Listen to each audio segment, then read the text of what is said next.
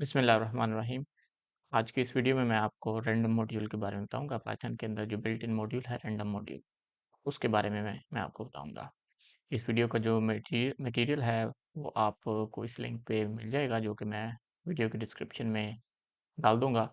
उसके अलावा अगर आप इसको डाउनलोड करना चाहें जुपिटर नोटबुक को, इस पूरी की पूरी नोटबुक को, तो आप यहाँ पे बॉटम में आके यहाँ पे डाउनलोड जुपिटर नोटबुक, तो इससे क्या होगा कि आपके पास जो random module dot I py N P यानी आईपाइथन नोटबुक आपके पास डाउनलोड हो जाएगी। तो इसको रन करने के लिए आप इसको लोकली भी रन कर सकते हैं, लेकिन आप इसको ऑनलाइन भी रन कर सकते हैं कोलैब के ऊपर, अगर आपके पास इंटरनेट का कनेक्शन अवेलेबल है। तो कोलैब के ऊपर जाके आप यहाँ पे अपलोड में जाएं, ब्राउज, और जो आपने अभी डाउनलोड की है फाइल, आप इस फाइल को यहाँ पे अपलोड करते हैं। तो इस तरह से आप इस फाइल को ऑनलाइन रन कर सकते हैं। अगर आपके पास लोकली से मतलब है कि आपके पास अपने लैपटॉप या कंप्यूटर में पाइथन इंस्टॉल है, तो आप इसको डॉट पाई फाइल को यहाँ से, मतलब आई पाइथन की या आई पाइथन रन कर लें, डाउनलोड कर लें, या पाई डाउनलोड कर लें, तो आप उसको फाइल को लोकली भी रन कर सकते हैं। लेकिन हम इसको यहाँ पे रन करेंगे ताकि हर किसी के पास इक्वल अपॉर्चुनिटी हो इसको रन करने की। तो रैंडम मॉड्यूल जो है बेसिकली वो आपके कोड के अंदर अमूमन रैंडम चॉइसेस जो होती हैं, जो आर्बिट्रेरी चॉइसेस होती हैं, उनके लिए रैंडम मॉड्यूल जो है वो इस्तेमाल होता है। तो रैंडम मॉड्यूल को सबसे पहले अगर हम इंपोर्ट करें, तो यहाँ पे इंपोर्ट रैंडम, इस तरीके से आप इस रैंडम मॉड्यूल को इंपोर्ट कर सकते हैं। और उसके बाद जितने भी फंक्शन होंगे वो random dot something, random dot मतलब वो फंक्शन का नेम जो इस रैंडम मॉड्यूल में अवेलेबल है। मिसाल के तौर पे इसमें जो रैंडम फंक्शन है, रैंडम मॉड्यूल के अंदर जो रैंडम फंक्शन है, अगर हम उसको कॉल करें, तो रैंडम डॉट रैंडम यानी रैंडम, फर्स्ट रैंडम जो है ये रैंडम मॉड्यूल है, और डॉट रैंडम ये जो दूसरा रैंडम है, ये फंक्शन है जिसको मैं कॉल कर रहा हूँ। तो ये हमें क्या रिटर्न करता है? ये हमें 0 से 1 के दरमियान कोई भी रैंडम नंबर में रिटर्न करता है। अगर मैं इसको दोबारा से रन करूँ, तो ये दोबारा से कोई हमें रैंडम नंबर जनरेट करके देगा। वो रैंडम नंबर जो है होगा वो हमेशा 0 से 1 के दरमियान होगा, और हम उसको प्रिडिक्ट नहीं कर सकते। यहाँ पे ये 0 से 1 के दरमियान जो है एक फ्लोटिंग पॉइंट नंबर हमें रिटर्न कर रहा है। अगर हम इंटीजर जनरेट करना चाहें, हम random dot rand int function का इस्तेमाल करेंगे, और इस रेंड इंट को हम मसलन बता सकते हैं कि हमें 1 से 10 के दरमियान कोई इंटीजर रिटर्न करके दो। और अगर मैं इस सेल को भी बार बार अगर मैं रन करूं, तो आप देखेंगे कि वो हमें रैंडमली कोई सा भी नंबर जो है वो हमें जनरेट करके यहाँ पे हमें दे रहा है।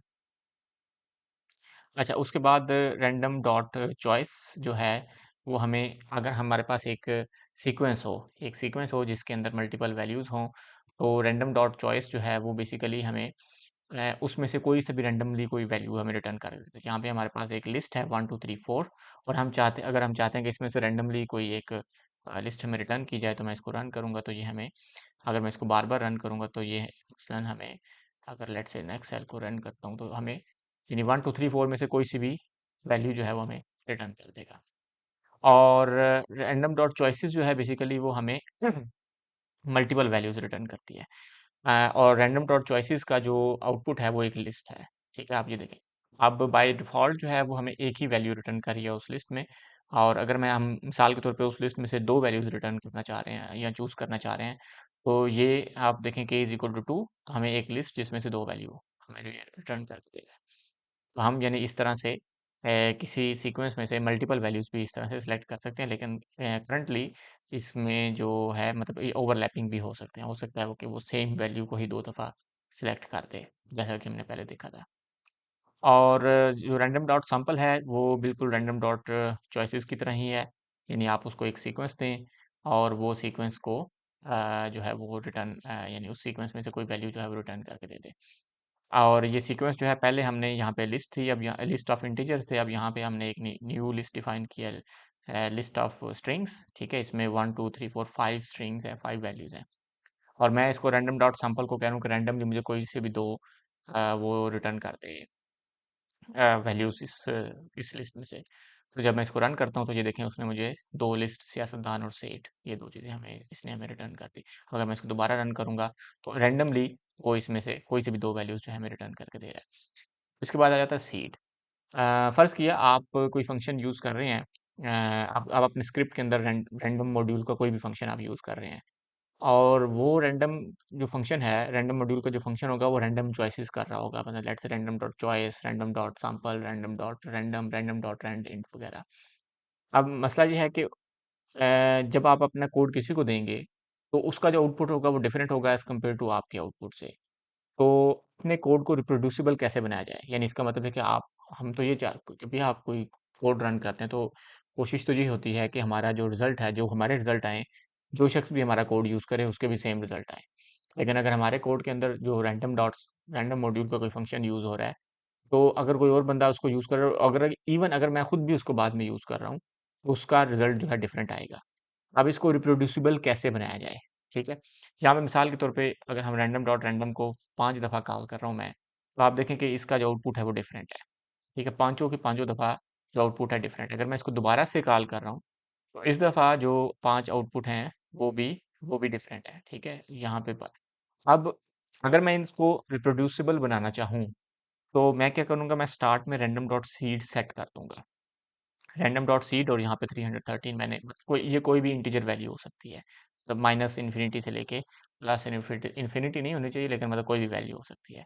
तो रैंडम डॉट सीड, और उसके बाद जब मैं इसको रन करता हूँ, तो आप देखें कि इसने 5 मुझे वैल्यूज रिटर्न की, लेकिन वो 5 की 5 वैल्यूज जो हैं वो still they are random and unpredictable.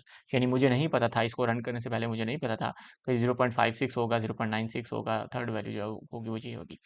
लेकिन अब जो मज़े की बात है वो ये है कि जब मैं अगर दोबारा रैंडम डॉट सीड सेट करता हूँ, वही वाला जो पहले मैंने सेट किया था, और अब जब मैं रैंडम डॉट रैंडम को कॉल करता हूँ, तो जो फर्स्ट 5 वैल्यूज होंगी they will be exactly same कि जो पहली दफ़ा जब मैंने इसको सीड को सेट किया था, तो ये वैल्यूज जो आई थी आप देखेंगे यहाँ पे, जो फर्स्ट वैल्यू है that is equal to this first value, जो फोर्थ वैल्यू है that is equal to this fourth value, ठीक है?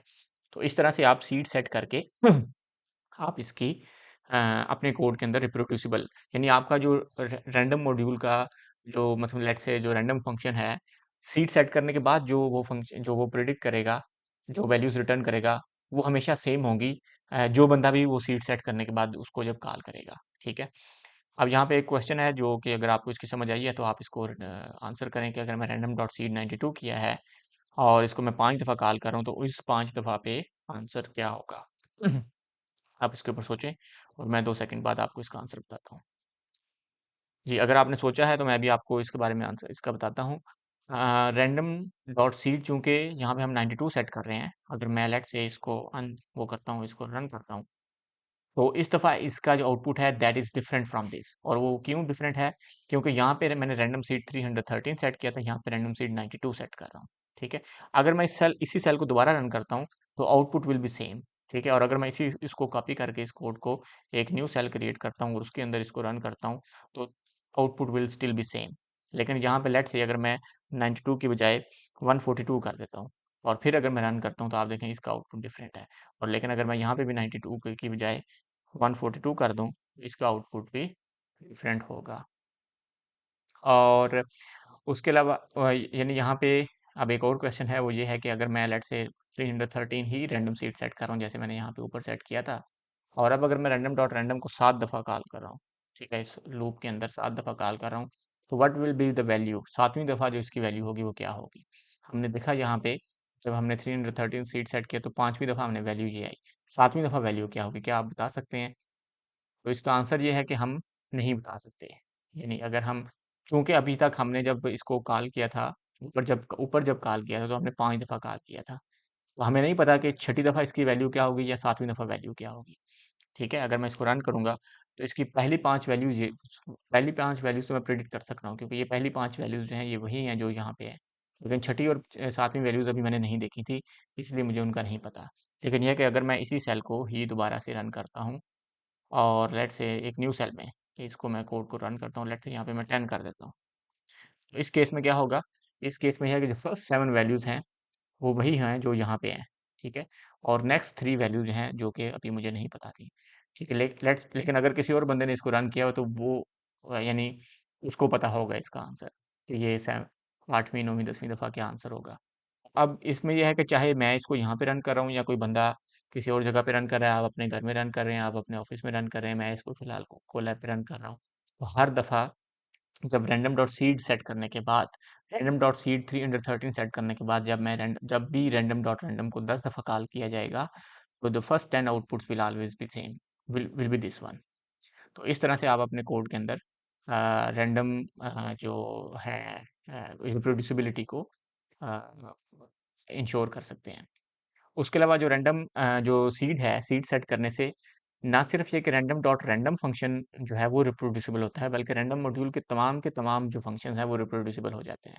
मिसाल के तौर पे यहाँ पे देखिए, मैं इस लिस्ट में से मतलब रैंडम डॉट चॉइस, यानी इसके अंदर रैंडम कोई सी भी रैंडम वैल्यू मैं सेलेक्ट करना चाह रहा हूँ, और मैं जब इसको 3 दफ़ा कॉल करता हूँ, तो आप देखें हर 3 दफ़ा वो डिफरेंट वैल्यूज़ को रिटर्न वो करता है, रिटर्न करता है उस ये जो लिस्ट हमने ऊपर डिफाइन की थी।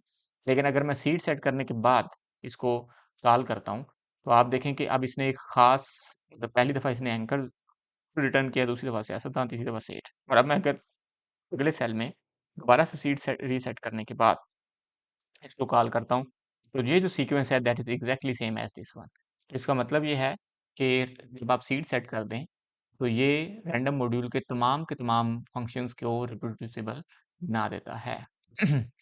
इसी तरह से यहाँ पे जो शफल फंक्शन है, शफल फंक्शन क्या करता है कि आप उसको एक सीक्वेंस दें, जैसा कि ये लिस्ट है, और वो उस लिस्ट के वैल्यूज़ को शफल कर देता है। ठीक है?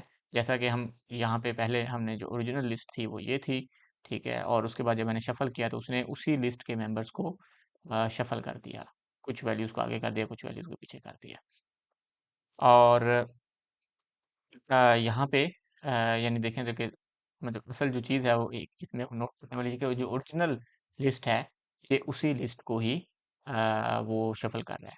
यहाँ पे एक क्वेश्चन है, वो ये है कि आपने एक फंक्शन लिखना है।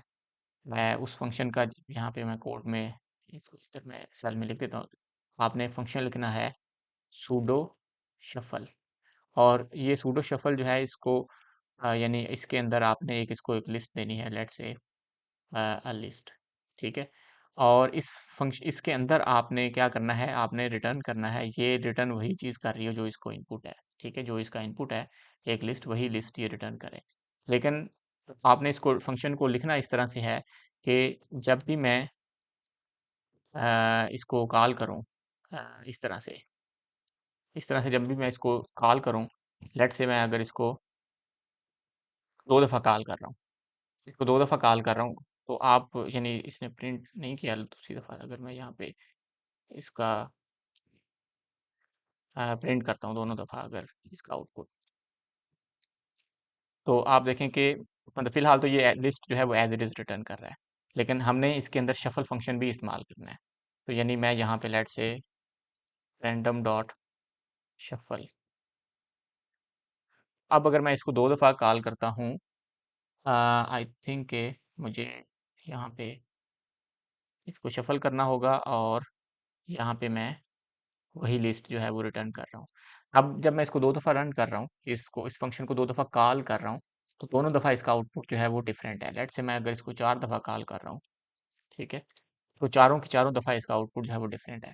तो क्वेश्चन ये है, अगर जैसे आधा पार्ट तो मैंने कर दिया इधर ही, लेकिन क्वेश्चन ये है कि हाउ आपने इस फंक्शन को इस तरह से मॉडिफाई करना है इस फंक्शन को, कि जब मैं इसको 4 दफ़ा कॉल करूँ, तो इस चारों की चारों दफ़ा ये जो यहाँ ये वैल्यू जो है वो सेम हो। How can you do this? ठीक है? आप इसके ऊपर सोचें, और मैं अभी आपको इसका आंसर बताता हूँ।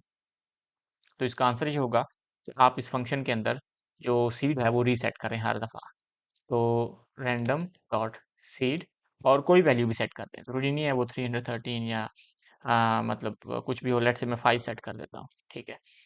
तो यहाँ पे अगर मैं इसको 5 सेट करता हूँ, आप देखेंगे हर दफ़ा जो इसका आउटपुट है वो एग्जैक्टली नहीं, यहाँ पे इसका आउटपुट जो है वो हम देख रहे हैं कि bureaucracy generals anchor, I think इसकी वजह ये है कि यहाँ पे जो हमारी लिस्ट है वो ओरिजिनल लिस्ट चेंज हो रही है, तो यहाँ पे हमें लिस्ट जो है वो रीडिफाइन करनी होगी। ये हमने लिस्ट ऊपर डिफाइन की थी, डाकूस ऊपर, हाँ ये, तो हमें ये लिस्ट बेसिकली चूंकि वो ओरिजिनल लिस्ट को ही चेंज कर रहा है, तो इसलिए हमारे पास जो आंसर है वो डिफरेंट है। तो हमें ये जो लिस्ट है वो मतलब हर दफ़ा रीडिफाइन करनी होगी, ताकि वो ओरिजिनल लिस्ट जो है वो चेंज ना हो। आप देखें इस दफ़ा इसका जो चारों की हर दफ़ा जो इसका आउटपुट है वो सेम है। तो यानी इस क्वेश्चन का जो आंसर है वो मैंने आपको यहाँ पे यानी आपको रिटर्न कर दिया, बता दिया कि भाई अ, मतलब किस तरह से आप इस फंक्शन को हम 4 दफ़ा कॉल कर रहे हैं और हर दफ़ा शफल करने के बावजूद भी उसका आउटपुट जो है वो सेम है, ठीक है। अब यानी अगर आपको ये चीज़ कन्फ्यूजिंग लग रही है तो यहाँ पे इस तरह से कर लें कि हम लिस्ट को कॉपी कर लेते हैं। List is equal to list dot copy, ठीक है। और लेट्स से अगर मैं इसको अगर मैं रीडिफाइन नहीं करता हूँ तो अभी इसको चेक करते हैं तो आप देखेंगे इस दफ़ा भी इसका यानी हमें यहाँ पे इसको करने की ज़रूरत नहीं है, रीडिफाइन करने की ज़रूरत नहीं है। यानी जो भी होगी आउटपुट जो होगा वो सेम होगा। वो क्यों? अब चूँकि हमने उस लिस्ट को शफल फंक्शन चूँकि ओरिजिनल उसको कॉपी करता है, चेंज करता है, शफल कर देता है, तो इसलिए हम उस ओरिजिनल लिस्ट को कॉपी करके एक न्यू लिस्ट बना रहे हैं और उसको फिर शफल कर रहे हैं और उसको रिटर्न कर रहे हैं। तो हर दफ़ा जो है वो उसका आउटपुट जो है सेम है। उम्मीद है इस वीडियो से मैं आपको रैंडम मॉड्यूल को इस्तेमाल करना और रैंडम मॉड्यूल को यूज़ करते हुए अपने कोड के अंदर रिप्रोड्यूसिबिलिटी ये किस तरह से इंश्योर की जाती है उसके बारे में आपको पता चला होगा। मुझे इजाज़त दीजिए। अल्लाह हाफ़िज़।